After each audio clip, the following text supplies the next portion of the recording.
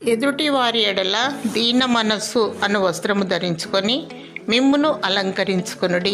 1 పేతురు 5వ అధ్యాయము 5వ వచనం. బైబిల్ నందు 30 రకాల వస్త్రములను గూర్చి మనము చూడగలము.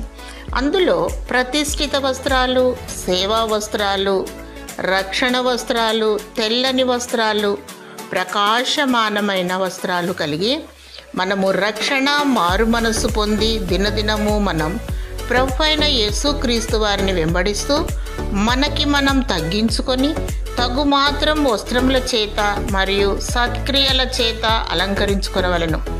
అనాది సంకల్పము చేత జీవ గ్రంథమందు పేరు లిఖించబడి గొర్రెపిల్ల ముద్ర, జీవము గల దేవుని ముద్ర కలిగి మధ్యాకాశమునకు వచ్చినప్పుడు తరువాత వధువు గుంపులో ఉండి ఎత్తబడి ధరించుకొనుటకు ప్రకాశమానములైన నిర్మలమైన సన్నపునార బట్టలు ప్రభు ద్వారా పొందుకుంటాం. దీన మనస్సు అను వస్త్రమును ధరించుకొన్నచో దేవుని దయను పొందెదము.